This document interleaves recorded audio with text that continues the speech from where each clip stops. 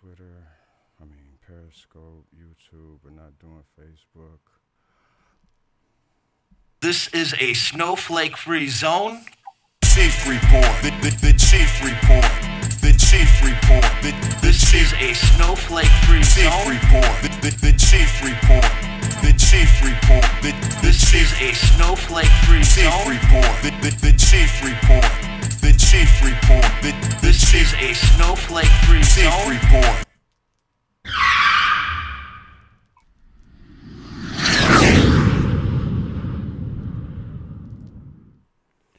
What's going on, everybody? This is your boy James Cheef, and I'm back at you with the Cheef Report.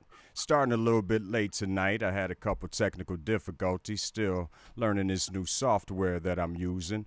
Hope everybody's having a great night. I have my homeboy Philip Parrish on the line with me, well, on the screen with me tonight. Philip Parrish, he was running for governor of Minnesota at one time, and he had made a promise during his campaign, and he honored that promise, and he stepped down. But he still has a lot of news to offer, not only about the country, but the state of Minnesota in particular. And let's bring Phil in and see what's going on in the state of Minnesota. Hey, James. Good to Hey. hear from you. It's good to be on the program. Yeah, That's good. sorry for starting so late, man. Those technical difficulties can be pretty hectic sometimes. That's all right. That's we're out here. We're trying to bust through this system we got out there that's trying to shut us down. We're trying to bust through all kinds of different ways, and you got to keep it up. Yeah, ain't that the truth? Because the more they try to shut us down, the more ways I try to figure out how to circumvent what they're doing, and that requires a lot more software and a lot more learning curves going on. But it's well worth it to bring the truth to the people. Too much fake news, so that's why we do That's what right. we do. So tell That's the right. people about yourself, as far as your military career and your gubernatorial run. Right. So, yeah, I started out life as a teacher and became an administrator, but in the meantime, I had joined the U.S. Navy as an intelligence specialist. As an intelligence specialist for 9.5 years, I did primarily operational work, and then I was offered a direct commission as an intelligence officer, and I'm still a U.S. Navy Reserve member, but I specialize in counterterrorism and foreign policy.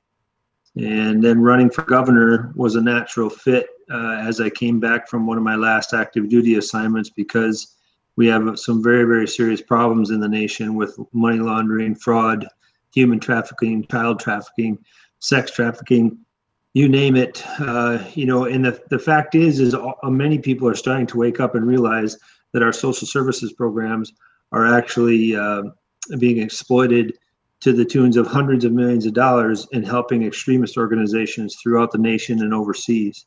So at the end of the day, taxpayers, there's a direct link to the support of the financial and physical support of terrorists who are trying to kill us.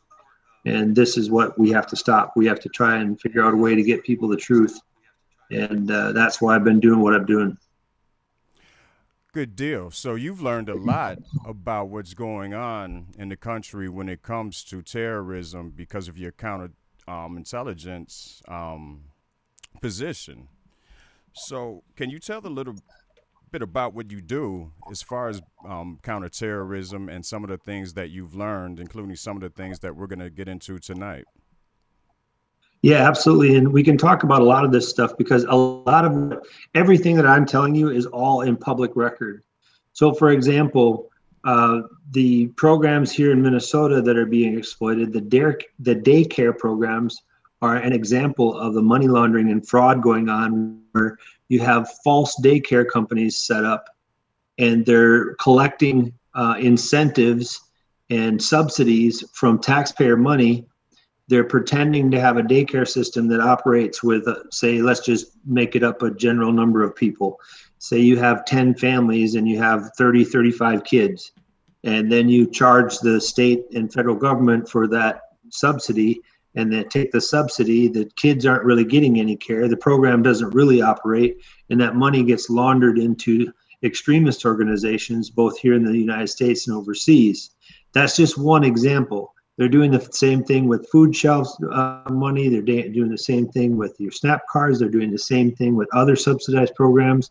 And Minnesota has become kind of the place in the nation to get how to do this, how to exploit social services programs in a way where they can launder money back to extremist organizations overseas. Now, your popular social services programs administration and your politicians won't tell you that, we think some of it's going to extremists. No, we're telling you in the intelligence community and law enforcement that the majority of it's going to extremist organizations. So we do a lot of follow the money. A lot of follow the money work that we actually use through public access, public sources. It's not top secret information. And that's one of the things that's so maddening about this is you have open public records proving that this stuff happens, and our legislators and our community leaders just simply aren't paying attention or not willing to take on the task. Now, you mentioned following the money. Can you explain to the people how many billions of dollars that are being spent on these fraudulent daycare centers and the money that they're sending back to Somalia that funds terrorism?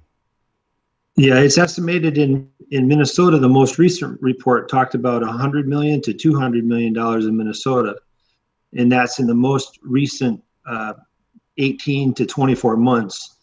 I would suggest that it's well over 400 million, and that's what can just be estimated or physically tracked.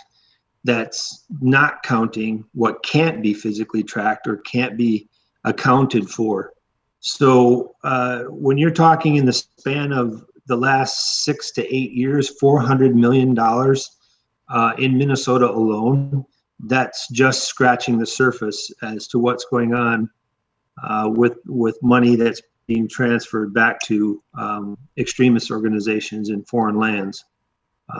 And some of that money comes back around. For example, the operation in New Mexico, that compound that is, they were extremists, they are extremists, they were training young people to go and do a terrorist attack. Stuff is real, and so that's money that was laundered and then sent to them to support them through extremist organizations that are connected to the Muslim Brotherhood. They're connected to CARE. They're connected to these sub-organizations of the Muslim Brotherhood. And this infrastructure of attorneys that work with the ACLU that are operating separately from them as a alleged support to Somalians or support to Muslims or support to Islamists. This very sophisticated attorney network is actually sponsored and paid for by Muslim Brotherhood and CARE. How is it that they're getting millions of dollars outside of the U.S. and into Somalia, as hard as it is to take money out of the country and even bring money into the country? Because I remember you were telling me a story that you had finished up your military duty overseas and you were coming back to America, and even you as a military person, they made it hard for you to bring your money into the country. So how were they able to ship money out of the country so easily?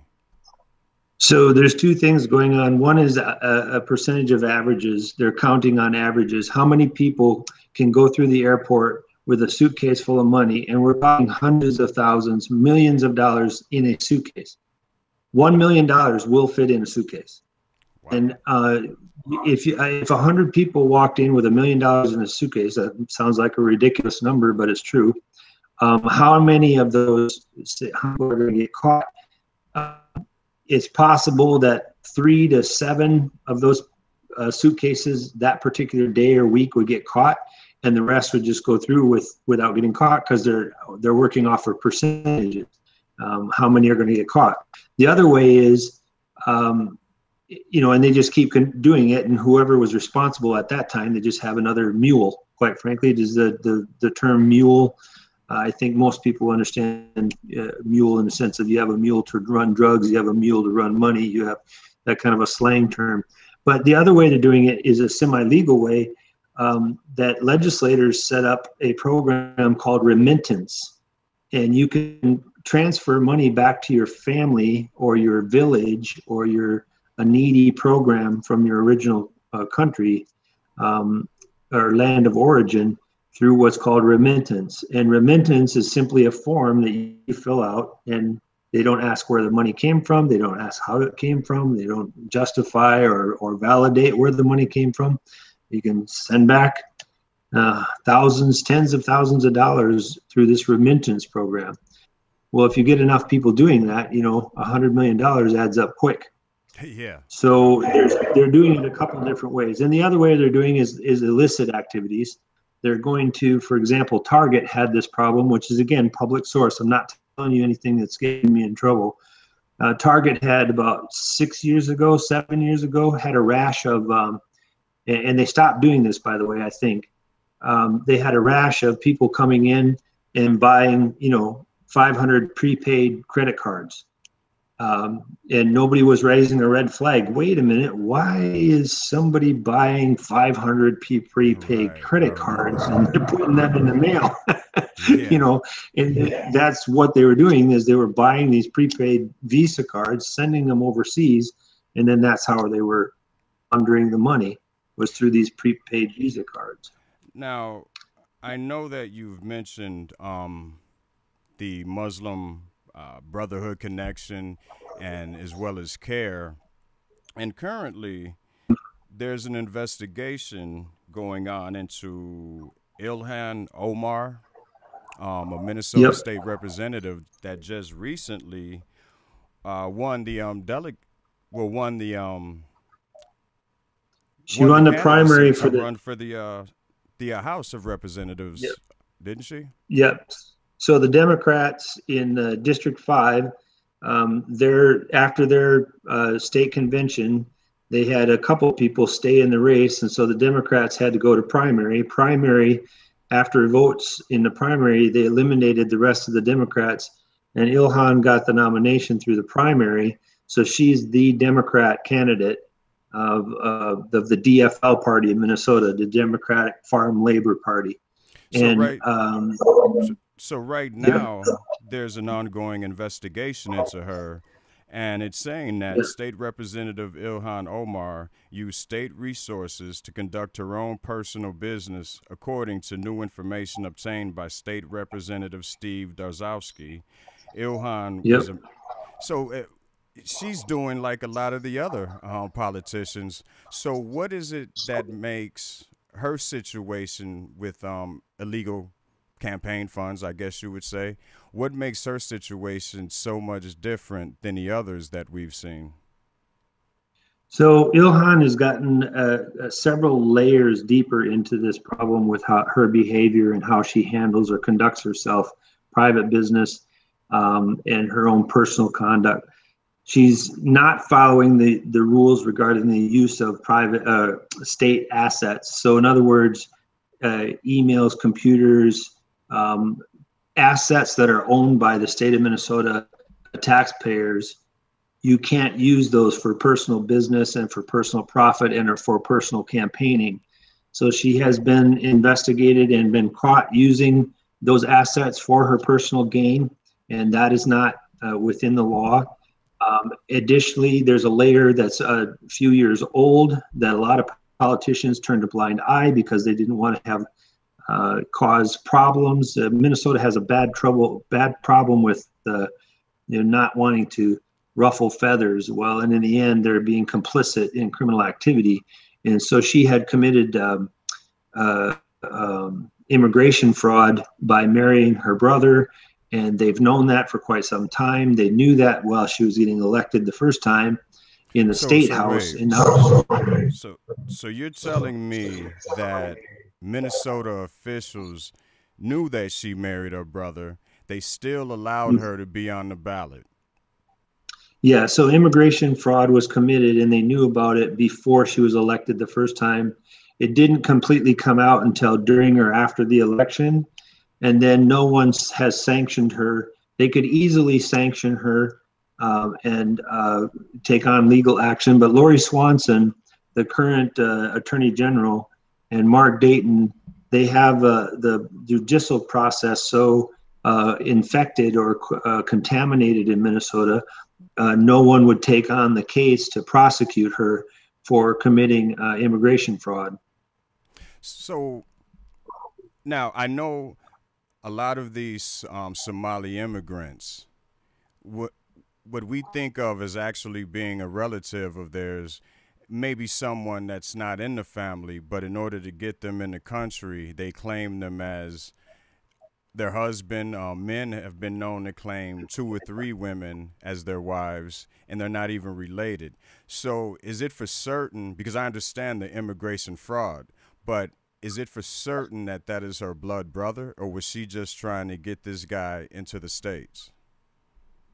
So there's a couple of articles, probably more than a couple articles out there that have a list of documents that people have discovered on Laura Lumar. I think I say her name right. She's got a lot of Twitter feeds on it, where they've actually recovered through public access and requests to public information, public documents, where they've proven that it's her brother.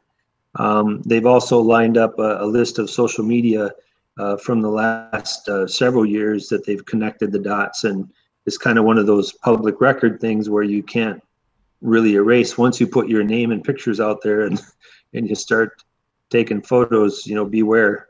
Yeah, especially in It's this out day there. and age. And it's hard to get rid of it once it's out there. And again, that's just part of the behavior. We're talking about a consistent pattern of behavior of just simply not following the rules, and not advocating for the rules. Yeah, because doesn't she have another issue that she actually she was against a bill to stop insurance payment to convicted terrorists.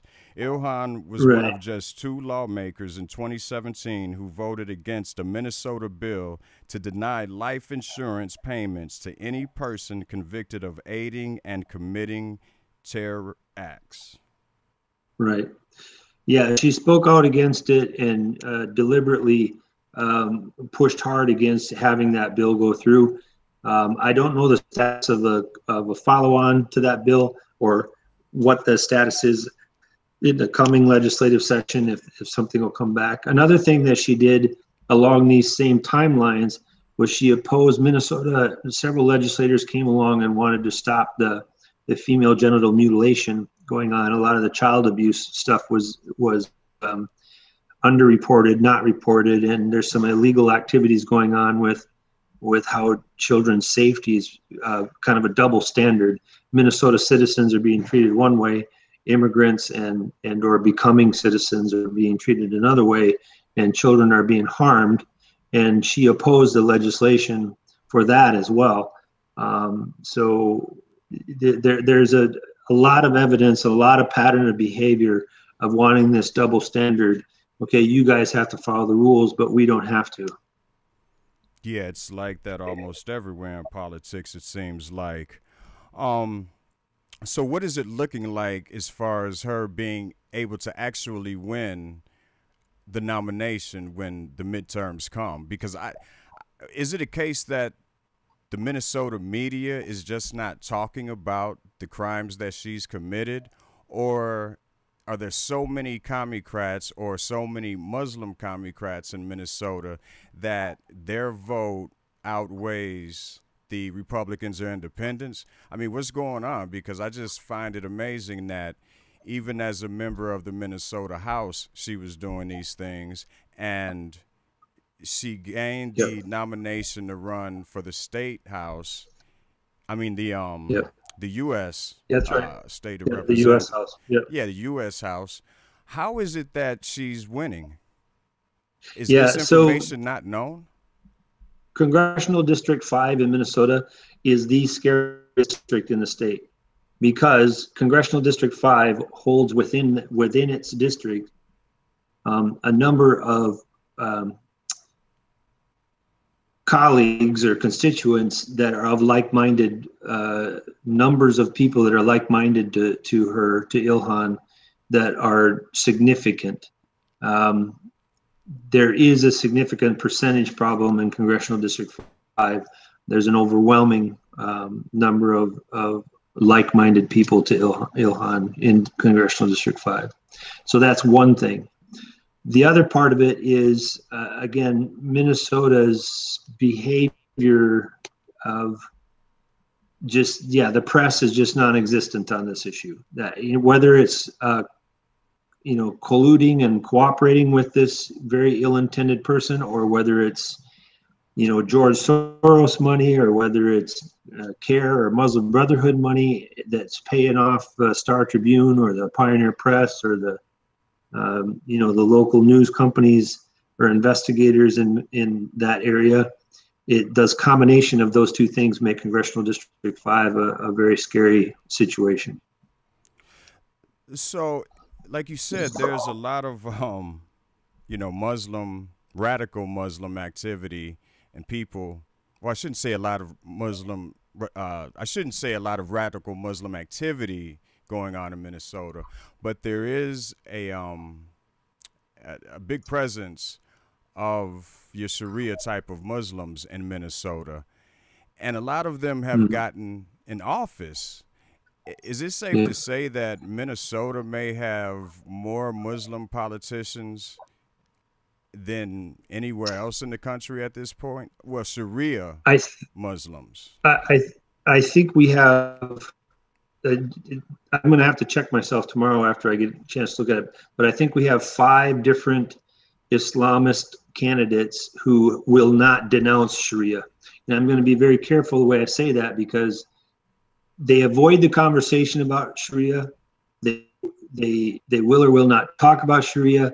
But at the end of the day, if they're pressured, they won't denounce Sharia. So I make that distinction because they know that if they start talking about Sharia openly, people are gonna get off the fence, because there are former Islamists in Minnesota who do know that Sharia is wrong.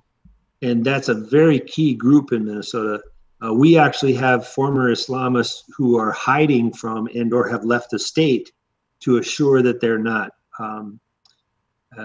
found by Sharia advocates who want to punish them for walking away from Islam. So it's a very key group of people that we could actually reach and have them help out and say, Sharia is wrong. We can't live like that. It's not consistent with the U.S. Constitution. And that group of people need to hear that message. I'm glad you said that it's not right towards the U.S. Constitution, because I've been speaking since last year about the existence of an actual Sharia law court system that's running parallel in Minnesota. So can you explain to the people that Sharia law actually exists in Minnesota, and when it comes to things like if the police are called to a location about a domestic violence dispute, there's actually been times, if it's Sharia Muslims involved, that they tell the police, stand down, we got this, we'll handle this according to Sharia law, and the police actually leave and let them do that. I don't think it's something that either people don't believe it or they're not hearing it, but me and you both know that it's true. It is true. And in Congressional District 5, in Minneapolis and Riverside, this type of stuff is happening, where local law enforcement have an understanding with the community that, okay, we've got this, we'll handle these domestic issues in our way of doing business. Now you can imagine if you or I came up with that notion and did that, say some kind of a group of people on our property here in southern Minnesota, you can bet within a few hours or a few days, some government official is going to be walking on the property saying, what's going on here? You're operating a separate judicial system that's punishing people. Oh, by the way, it's your punishments break the law of the land, break the law of your community, break the law of good, decent treatment of human beings. It's such a double standard and a sick, twisted notion. That's what's happening here in Minnesota. And it's happening in Duluth. It's happening in St. Cloud. It's happening in down southwestern Minnesota, at Worthington is happening. So it's not an isolated issue. And anytime that you come up with a situation where law enforcement is saying, okay, we'll have this kind of gentleman's agreement here, you're talking about no-go zones starting. That's how a no-go zone gets started. Yeah, And that's what happened in France. Someone just mentioned the no-go Yep. zones. Chrissy Green, she lives in Minnesota. She's a big supporter of yours. She just mentioned in Yep. Periscope about the no-go zones. And while I'm thinking about Periscope, I can't comment while I'm live, people. But no, I'm not on Spreaker anymore. I'm doing my show straight live video stream, so you can catch me here. But the reason I keep looking down most of the time, I do see your comments, and I thank y'all for commenting and joining. But yeah, what's with these no-go zones? Can you explain those to the people? So no-go zone, like we just started discussing, it gets started with this kind of hands-off treatment where we'll handle our community and the management of our community will handle it separate from the local law enforcement. It becomes a very slippery slope, a very, very dangerous system, because then that leads to the situation where, no kidding, police officers are not welcome then, and judicial officials or some kind of court hearing or some kind of court order is not welcomed, and they're run out of the community, or they're run out of the apartment building, or they're run out of the group of apartment buildings. That's And this insane. little island unto itself kind of gets developed, and that's a full-blown no-go zone, to the point of then you have places like in Chicago, you have places in France, you have places in England, and you possibly have places in Riverside where law enforcement becomes so scared to intervene that they simply won't touch it. That's insane. Just the thought that there's places people can't go in Minnesota or just anywhere. You know, I can't speak for France or anywhere else. I've never been there, so I don't like to talk about places or things I really don't have any experience in. But I was born in America, and I know it's totally insane that there are places Americans can't go or they don't feel safe going because they're That's labeled a right. no-go zone because of Sharia law, and especially law enforcement. Right. You mentioned the other politicians that are involved in Sharia law, and that brings to mind Keith Ellison and the Yeah. situation with him. Yeah. So apparently, Keith Ellison, um, he was on the side. The four Vice Lord members who murdered Hoff met and planned the murder at Willis's house. Two witnesses at the trial of one of the men convicted of Hoff's murder implicated Willis in the planning. Willis was never charged. Law enforcement authorities said they lacked sufficient evidence to charge him. Now, we're talking about a gang that killed a police officer, and he didn't get charged. And Keith Ellison, and I don't even know how to say it. It's so crazy, but Keith Ellison supports this guy. Can you explain that? Because Yeah. I know it was some years ago. I wasn't even Yeah. aware of it until you brought it to my attention. So, can you explain to the people what happened with this police murder committed by a gang, and Yeah. the gang and the actual killer has the support of Keith Ellison? Yeah, so Keith was practicing law quite a while ago. By the way, he's running for attorney general, and he does not have a current law license and is not operating within the legal boundaries of that license. He's lied publicly.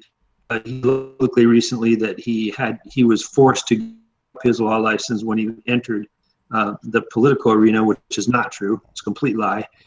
But he was representing and or supporting these cop killers, Wait, and can you that's back up a second? We lost audio, and you just said that okay. Keith Ellison has no law license, but he's running for Attorney Attorney General of Minnesota.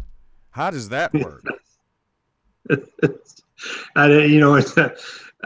When I was running for governor, people were looking at me like, "Who am I to run for governor?" I'm telling you what, Yeah, it just, yeah, and wow. and we got people that are running for attorney general, and it's not just Keith. We had something like 7 or 8 candidates that one of them was completely, no kidding, actually had carried around a piece of paper that said she was now mentally competent, but Wow. she was declared by the state to be incompetent, mentally incompetent for many years, and then she finally got it released. But so the example of how many people ran for attorney general that have no law, Lori Swanson, current attorney general, is a joke. It has no real legal precedence or background to do what she's doing. And obviously, she's turned it into a political office. It's supposed to be the chief law enforcement officer of the state. Like Sessions is supposed to be the chief law enforcement officer of the country. United States.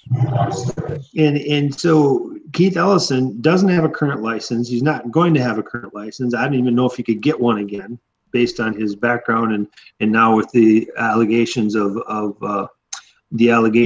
domestic violence and abuse and molesting a girlfriend and stuff like that. The violence charges that are coming out against him, and I believe more are going to keep coming. The thing is that he was trying to defend these people from killing a cop, and then he gets into these layers and layers of with his license. He's running for attorney general. He has no business doing so, and on top of it, people are just learning now that he's on like his fifth name, his fifth alias, and and you're supposed to be the attorney general for Minnesota. And why the press? If I was running for attorney general and I had changed my name 5 times to avoid getting caught from people of the writings I've done, of the groups that I belong to my cooperation with terrorist organizations or something, if that had been me, the press would be ripping me to shreds forever and back again. Yeah, and wasn't he actually leading a protest outside of the courthouse while Willis was on trial, leading a chant saying, "You don't get no justice, we don't, because we don't get no peace." Right. Yeah, Is it's that that's something. Yeah, it was accurate? something. No peace and no justice type of comment, and it's just, again, you're talking about someone that wants to be the attorney general. It's just the state's attorney general is supposed to be the person upholding the law, and you have someone running for office that is the furthest from ever accomplishing that or ever abiding by that. And the idea that he can get away with running for office and that kind of background and conduct and behavior, that pattern of behavior for many, many years. Because when people find out about his 4 or 5 other names that he's used and the writings and the organizations he was involved with before his current pseudonym of Keith Ellison, it's just why the press isn't covering it is just bizarre. Yeah. Now, what really, when you mention the press, Minnesota press is really amazing to me because you were bringing awareness to the fraudulent daycare centers for over a year before Fox 9 decided to cover it. Oh, and then they cover it and people want to listen. We have Ilhan Right. Omar, we have Keith Ellison, and they suppress all of this information. But let's um let's move on a little bit because Minnesota isn't the only place with this problem. There That's right. are terrorist training centers, if you will, in many other places in America, and the information has been online for a long time. But people just write it off as hoaxes or you're an anti Islamist, you don't know what you're talking about. And now, because of New Mexico, I guess people have started paying attention because we recently found out that in New Mexico, we have the couple that the compound they had Yeah. where they were training actual people to, yeah, kids to shoot up schools. That's right. But yet and still people don't believe that this stuff happens until it happens, unfortunately. So with your, I kind of say, law enforcement background, what do you think about the FBI coming in and covering up that compound and destroying all of the evidence that they did? And then we'll get into the other attacks that these two wanted to carry Right. out in America.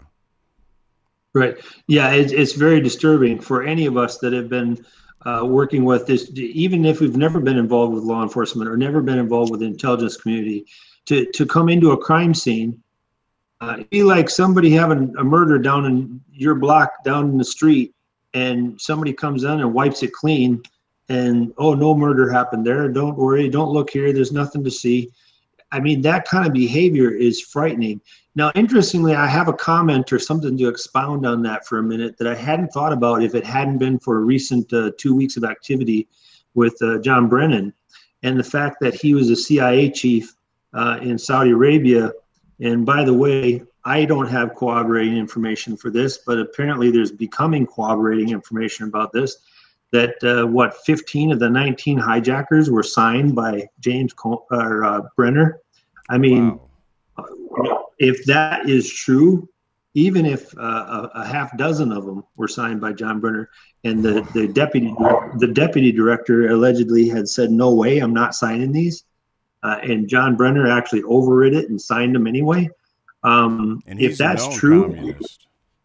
well, and they're connecting more and more allegations about him converting to Islam and converting Yeah. to this and that. And while he was in Saudi Arabia, all kinds of allegations from former CIA members. And I'm telling you what, if some of that becomes more and more true, and we're talking about the possibility that the FBI and CIA are as contaminated as what they're looking like in the current situation with trying to attack President Trump, and all of this false stuff going on with Russia, propagated and perpetrated by the CIA and FBI, if it's becoming more and more evident that there's validity to the contaminated agencies, and the surprise about leveling a compound in New Mexico is less surprising to me, because if we really do have CIA and FBI agents who are compromised to the point where they are cooperating with people with ill intent and scrubbing a crime scene. Yeah. I mean, everyone's talking about obstruction of justice when it comes to President Trump, and it's like, well, what the hell was that in Minnesota? If that's not obstructing justice, I really don't know what is. I mean, they literally bulldozed an entire compound and destroyed all of the evidence. And then if now, that wasn't bad, go ahead. Whether a team went in there and actually did a full-blown, like, take everything possible that they could do, maybe that's possible, and then they bulldozed it, okay. But and they, maybe they couldn't secure the site, and maybe they needed to get it demolished to the point where somebody else couldn't come in and use it. All kinds of variables. But wow, the way the public information and the judge in that situation handled it. Oh, they're not a threat, so we'll just release them on bail. It just stinks. Well, excuse me. I've also heard a theory that the FBI is trying to make them think that they're free and clear so they could lead them to other extremists and possibly lead them to other plots. And it's plausible. I'm not going to say that it isn't. What do you think about that theory? Yeah, I mean, that's obviously a tactic. It's like watching your favorite spy show on TV, and sometimes it becomes that kind of scenario, and it's plausible. It is plausible, but almost anything on the other hand, nowadays. Yeah, on the other hand, you have evidence like just a year and a half earlier to 2 years earlier, the incident in Colorado where they had that compound that they found. hundreds of thousands of dollars, weapons beyond weapons, and nobody ever talked about it in the press at all. I barely remember parts of it. I think I sent you a link the other day of the Colorado incident from about a year and a half, 2 years ago. But Yeah. what I'm saying is this: if they're going to use them to gather information from other who they might get in touch with to get to other people, I'm sorry, but they got to stop surveillance and just go after all the compounds they know about. I mean, you're talking about, some people are estimating between 30 and 40 extremist compounds in the United States that are currently operating. Wow. Whether that's true or not, I have no evidence of that. That's not been part of my career. But there's enough public record out there. There's enough public complaints that somebody's got to come along and say, something's going on here. And now we've found several of them in the last 5 years that we've shut down. But does the press ever? Do the people ever hear about it? Yeah, it's crazy. When you think about, like you said, John Brennan, and there are many others in intelligence agencies that are part of this Sharia problem. Let's get into the attack on the hospital that they wanted to carry out. I didn't know about that until today when you brought it to my attention. According to the prosecutors, one of the children said LaVale specifically mentioned Grady Hospital as a corrupt institution. They added that LaVale expressed her displeasure with Grady Hospital due to treatment she and her mother received there. The filing also said investigators recovered a 10-page handwritten document entitled Phases of a Terrorist Attack from the New Mexico compound. The document includes instructions for the one-time terrorist, but it was not clear if a specific target was mentioned. But we do know that they wanted to attack a hospital in Georgia. I might have misspoken when I said Atlanta particularly, but we do know it was in Georgia.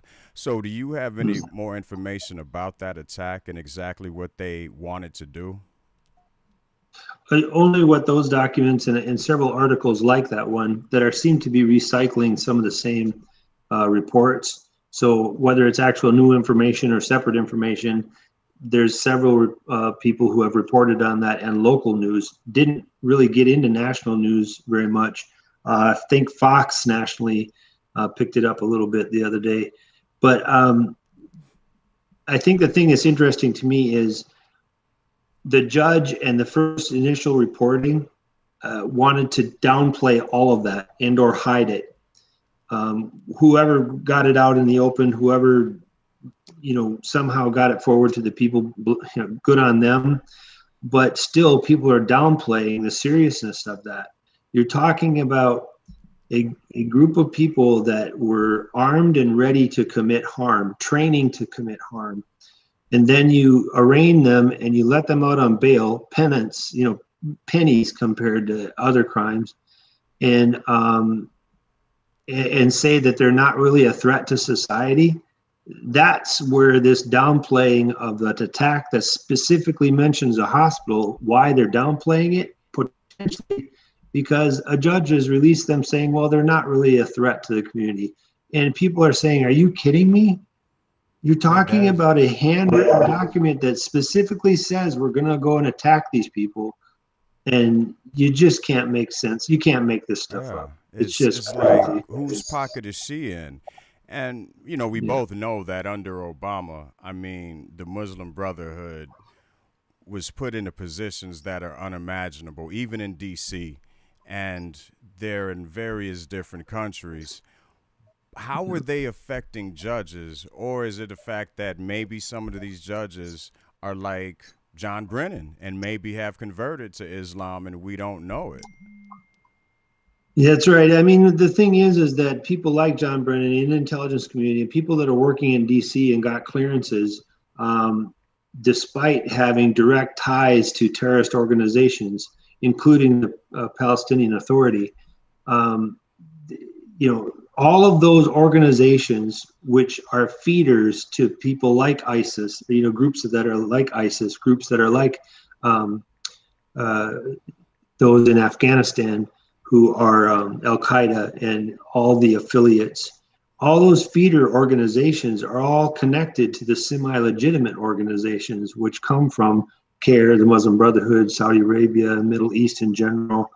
And when you have a situation where several people have gotten into DC and have gotten access to classified information because someone comes along, and whether it's a genuine notion or an ill-intended notion, someone comes along and says, oh, well, if we all just get along, they don't really mean to do this. I don't know. I can't even hypothesize what's going on in their head. You just touched on something I had never even considered. When you said that these people have access to secure classified information, I had never thought about that, but now that I have, that is really scary. How high up the chain do you think they are, and what are the depths of the classified information do you think that they have access to? But at the same time, with a guy like John Brennan, they could have gotten much classified information. So that's why it's really one reason it's really good that President Trump is revoking his security clearance. Yeah. So that's right. Do you think that they've had access to the top of the top when it comes to classified information? Yes, they have. Absolutely. Wow, you said that, blunt. You could have worked it in on us, brother. Absolutely. Especially when Barack Obama was in office, and especially when Hillary Clinton was in the State Department. I mean, the State Department issues under Hillary Clinton, we haven't even picked a needle out of the haystack. We haven't even gotten that far enough, even with what they've divulged. I mean, we're talking about people that purposefully circumvented every classified system known to the United States of America to protect us. They circumvented every one of them, and they deliberately moved material that has no business moving out of a building even, versus electronically on a public web.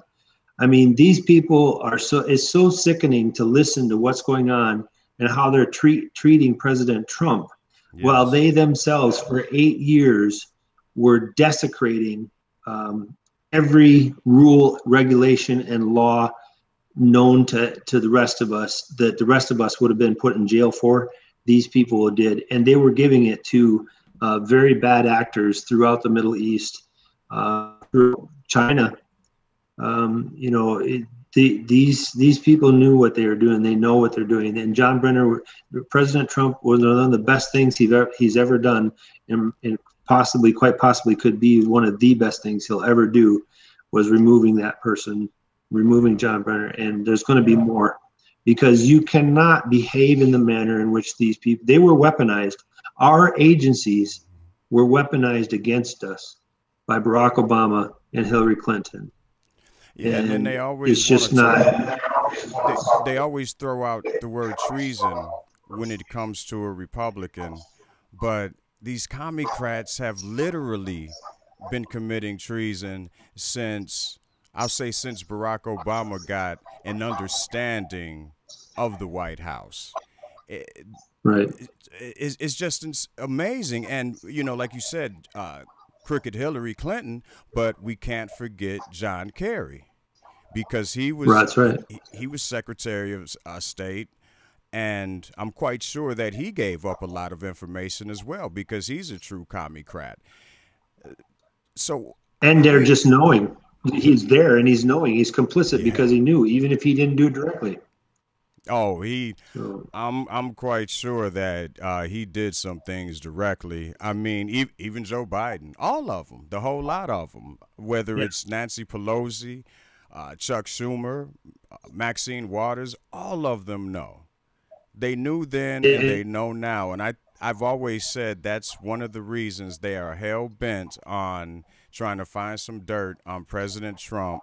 They want this investigation because it keeps the focus off of them. No one's looking into their crimes. And I get what people are saying about Jeff Sessions, but on the other hand, He's doing a lot of good in other places. I'm not getting ready to go there and spend time on that. But the Yeah. fact remains that the Democrats are playing basically a don't look over here, look over there. They're all hiding their Yep. Basic crimes. tactics. And Yep. it's not just Basic Democrats. tactics. There are people on the right also, correct? Right. Yeah, there are. Yep. Yeah, I don't want to give him any name recognition tonight, but No, no, I not at all. am not unhappy with the gentleman who just passed away. I am not unhappy with that happening because we're talking about a behavior of just not just him, but there's globalists that have been doing these proxy wars Yeah. to destabilize communities, and then they wonder why. And that's why I say I've been writing for over 2 years that the Democrats tried to play the Russians, and then they got played by the masters of the playing. Yeah. You know, Yeah. they got played. Okay, the Russians are not going to get played. You try to play the Russians, you're going to get played. Period. Some And Chrissy Green is texting that 1.4 million Americans have top secret access. 1.4. And a total of, I can't get back to it, but she's saying 4.3 million have security clearance. And that may be just military personnel involved also. You know, we're not talking about the, you know. I think I would have to have that big a number. I would have to have I'd have to have the qualifier saying that 4 point whatever million have had access from this date to that date, Yeah. but not currently. There's I can confess or profess that the number of people that have had the access that I'm aware of is a very small crowd of people nationwide that have current access.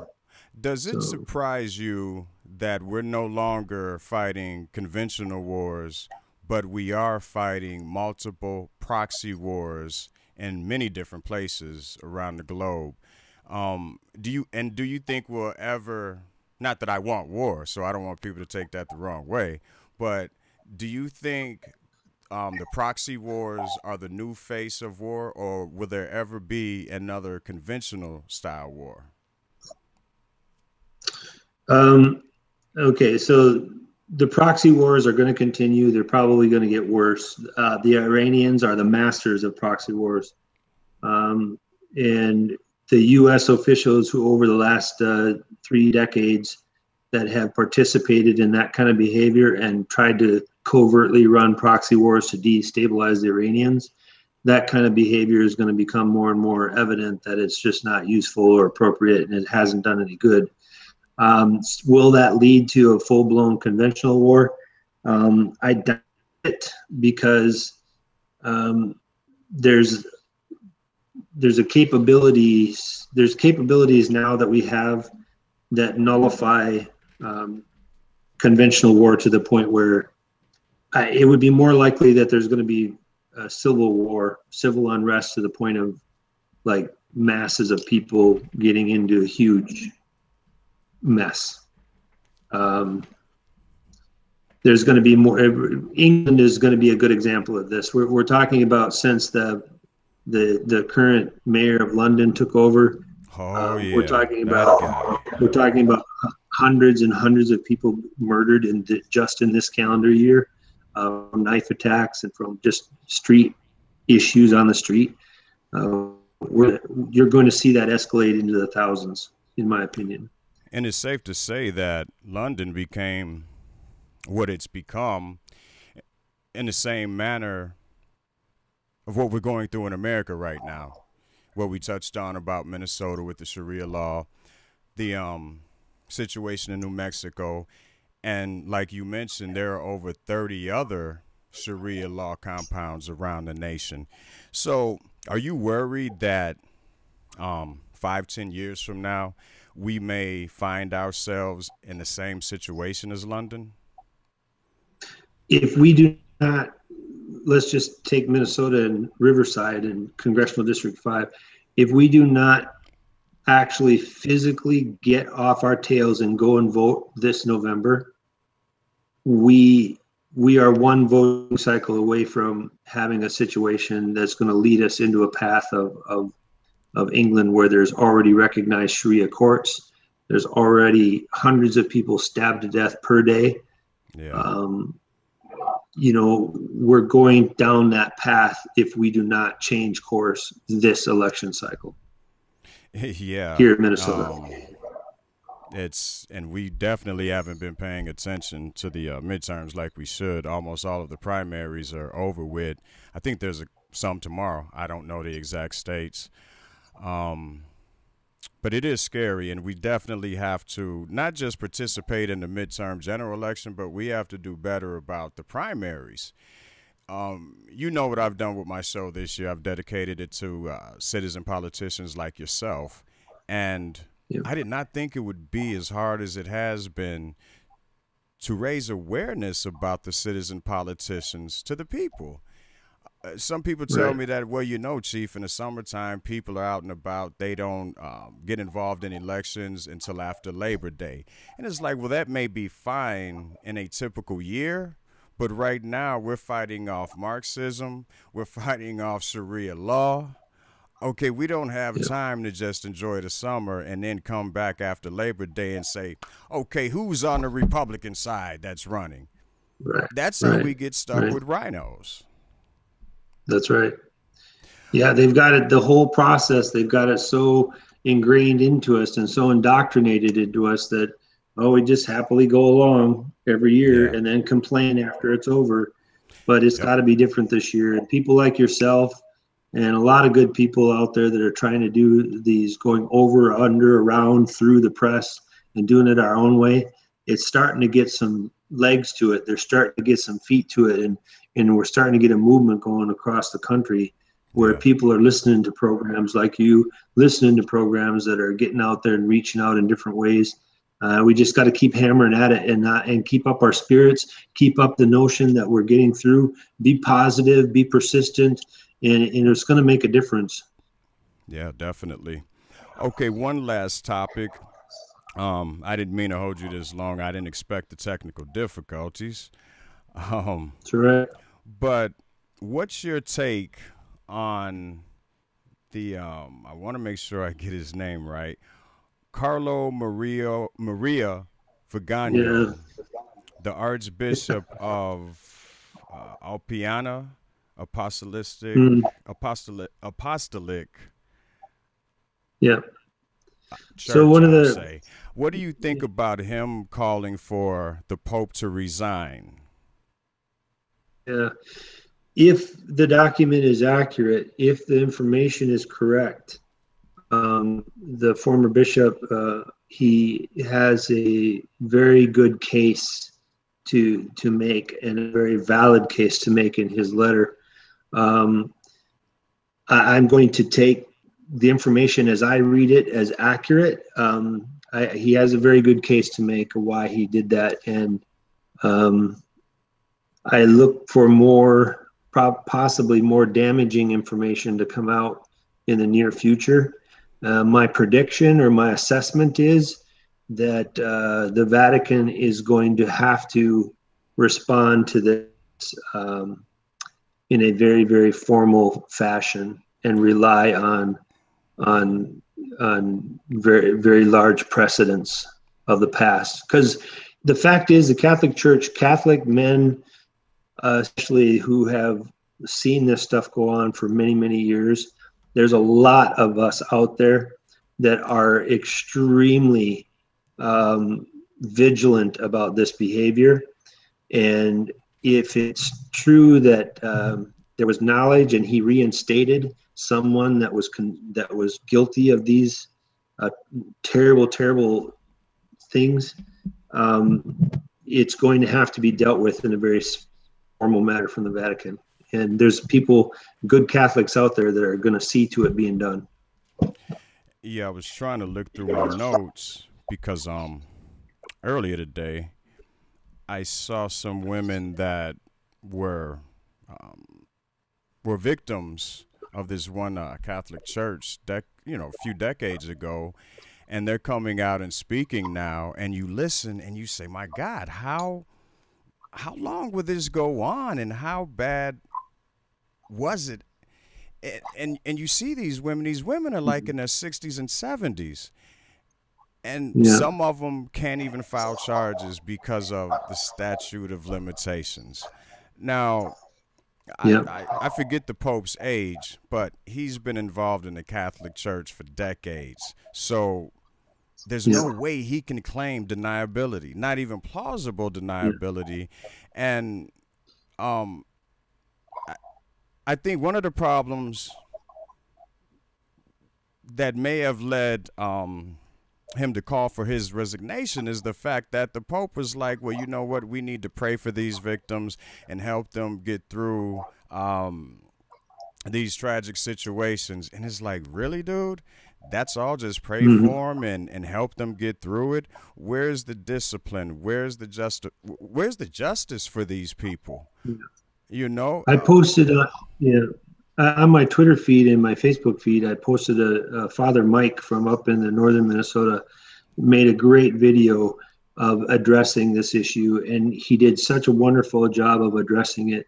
Because you're right, James. They can't get away with saying they didn't know.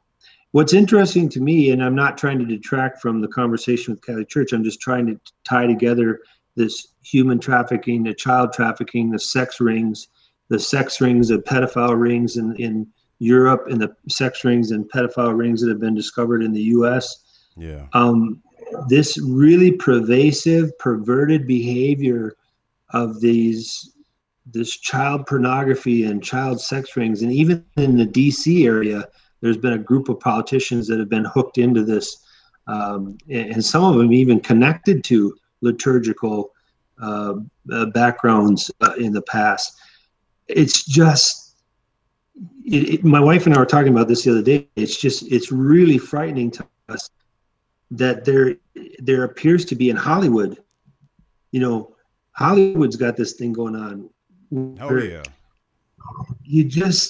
What is it that we're missing? Well, I'm not here to preach to anybody, but anybody who wants to believe that evil doesn't exist, they asked those bikers, by the way, that decided to bike into ISIS territory to prove that everyone is a good and decent humanity, and ISIS killed them. Asked to prove that there's no evil in the world, that evil is a contrived notion that doesn't exist. There are evil people in this world, and what troubles me more than the perpetrators, which are sick and twisted people, is kind of like this situation with the Pope. If there are people that stood there and knew what was going on and they didn't do anything, you've heard me say it before in my other interviews and my other programs, to me that's worse than the perpetrator. I mean, it is. And laws need to change about that, because in most places it's not a law to know about a crime and not report it. That needs to change. There needs to be a federal law. It's just amazing. Yeah, it's got to. Go ahead. Our moral compass has really been damaged, hasn't it? I mean, I feel so bad for even a simple example of that police officer the other day was on live video footage on Facebook or something. The guy was screaming for help, and the guy that he was holding on the ground was trying to take his gun off of him, and he's screaming. And 5 people, including a security guard for the building, a security guard was taking video footage and instead of helping the officer. Yeah. What is wrong with people? I've seen plenty of videos like that. There was one in New York on the subway. 2 guys are fighting. One of the guys pulls out a knife, starts shanking them. The guy is screaming for help. And there's, 2 people just filming it on their phones. It's like, what in the hell is going on here? Where is our compassion? And which way is our moral compass headed? It's scary. Yeah. And I definitely want to, hopefully you'll be able to come back on Monday. I want to really get down into the child trafficking, the human trafficking that's going on. I've been trying to raise awareness about that for a long time now. And I know you have data and information to bring to that. And I also want to touch on the opioid crisis, legal and illegal opioids, and the people that are suffering and why. So hopefully you can come back on Monday and we can touch on those subjects. Sounds great. All right, Phil. I thank you for joining, and I thank you for being patient while I was going through the technical difficulties. I'll get better with this software, I'm sure. I thank all the viewers. We're going to continue to do the Cheef Report on video. I probably won't return to Spreaker, but you can definitely find me on Periscope, YouTube also. And soon you'll be able to catch my stream on my website. Instead of having to go through YouTube, Periscope, what have you, you can go straight to my website, and I'll be giving the details about that soon. So everyone, thanks for viewing. Have a safe night and have a blessed night. And until tomorrow at 8 p.m. Central, take it easy. This is a snowflake-free zone. Cheef Report. The Cheef Report. The Cheef Report. This is a snowflake-free Cheef zone. Report. The Cheef Report. The Cheef Report. This is a snowflake-free Cheef zone. Report. The Cheef Report. The Cheef Report. This is a snowflake-free Cheef zone. Report.